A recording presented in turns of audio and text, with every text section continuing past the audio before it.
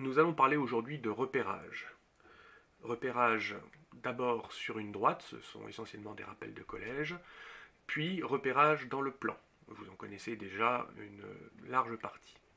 Commençons par rappeler la finalité du repérage. C'est de pouvoir situer précisément un objet, par exemple, afin de pouvoir transmettre cette information, cette position, à d'autres personnes.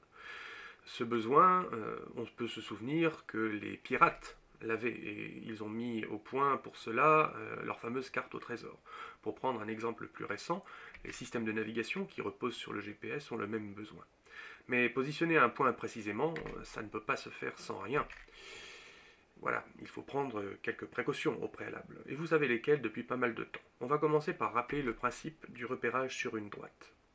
On a besoin d'au moins une direction de référence. Mais comment repérer précisément une position? Comment dire à cette personne aveugle de venir se positionner à l'endroit précis marqué d'une croix? On peut lui dire de se déplacer d'un certain nombre de pas, mais si plusieurs personnes sont à placer, partiront-elles toutes de la même position? On l'aura compris, il nous faut une origine et une unité de mesure.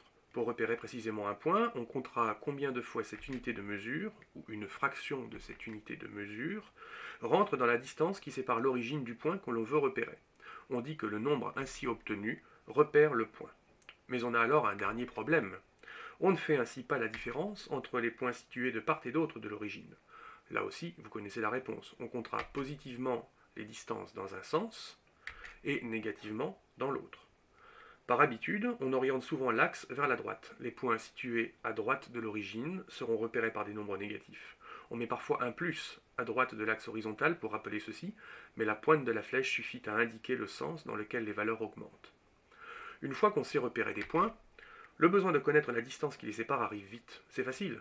Il suffit de soustraire les nombres qui servent de repère, mais attention, pas n'importe comment. Toujours le plus grand nombre, moins le plus petit. En effet, une distance doit toujours être positive ou nulle. Et quand l'un des nombres est négatif, eh bien ça fonctionne aussi, même lorsque les deux nombres sont négatifs. Résumons ce que nous venons de rappeler.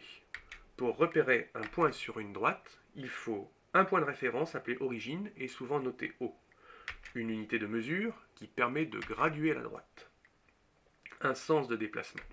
Les valeurs repérant un point M quelconque de la droite seront comptées positivement lorsqu'on va du point O vers le point M en suivant ce sens, et négativement dans le sens contraire. Le nombre qui repère le point M est appelé l'abscisse de M, souvent noté x indice M. À l'oral, on dit souvent xm tout simplement.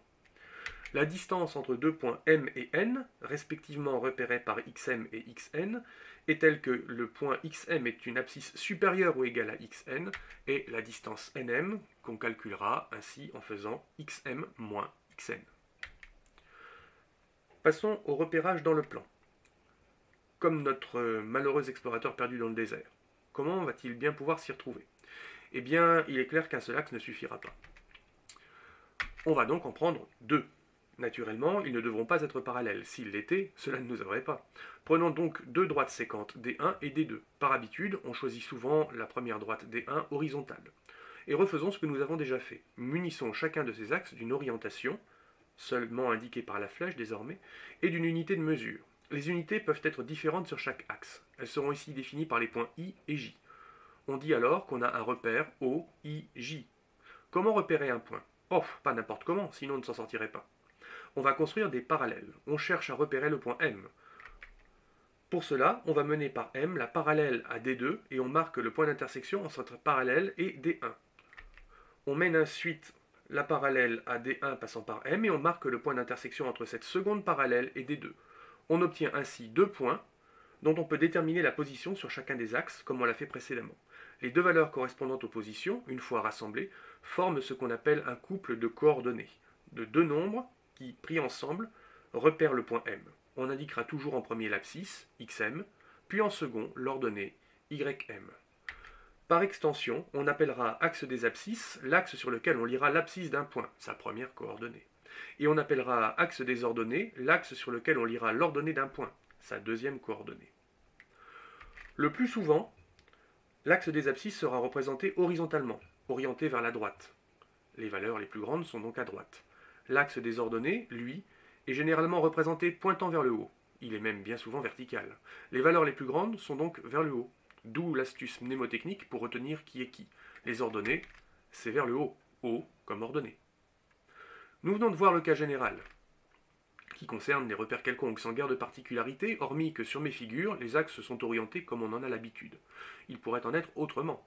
Par exemple, il est fréquent qu'en programmation graphique, sur les ordinateurs, l'origine du repère soit située en haut à gauche de l'écran et l'axe des ordonnées soit par conséquent orienté vers le bas, l'axe des abscisses restant, lui, orienté comme on en a l'habitude. Il existe cependant des repères plus sympathiques que vous avez déjà rencontrés. Rappelons leurs caractéristiques ainsi que le vocabulaire associé. Un repère OIJ est dit orthogonal quand OI est perpendiculaire à OJ, je parle des droites naturellement. Un tel repère ne présente pas nécessairement les mêmes graduations sur chaque axe, c'est-à-dire que les unités de mesure ne sont pas forcément les mêmes sur l'axe des abscisses et sur l'axe des ordonnées. Un repère OIJ est dit orthonormal ou orthonormé si il est d'une part orthogonal et qu'en plus les distances OI et OJ sont égales, ce qui signifie que les unités ont les mêmes abscisses, sont les mêmes en abscisse et en ordonnée. Cela revient à dire donc que le triangle OIJ est isocèle et rectangle en O. Ne reste plus qu'à s'intéresser à la façon de calculer la distance entre deux points du plan. Cela se fait facilement, mais uniquement dans le cadre d'un repère orthonormé, c'est-à-dire dont les axes sont perpendiculaires et qui possèdent les mêmes unités de mesure sur chaque axe. On peut alors facilement construire un triangle rectangle dont on détermine les longueurs des deux côtés de l'hypoténuse. Je vous rappelle que l'hypoténuse c'est le plus grand des côtés du triangle rectangle, celui qui fait face à l'angle droit. On peut alors appliquer un théorème fameux vu au collège, le théorème de Pythagore, qui nous permet de calculer la longueur de l'hypoténuse, quand on connaît la longueur des deux autres côtés, et la longueur de l'hypoténuse ici, il s'agit bien de celle du segment AB, qui est justement la distance cherchée. Un autre outil utile est celui qui permet de déterminer les coordonnées du milieu d'un segment. La formule découle cette fois d'un autre résultat fameux vu au collège, le théorème de Thalès, ou, dans cette situation précise, son cas particulier appelé théorème des milieux. Le milieu du segment AB, ici, s'obtient assez facilement en calculant séparément la moyenne de chacune des coordonnées du point A et du point B, c'est-à-dire qu'on fait la demi-somme de xa et de xb et la demi-somme de ya et yb.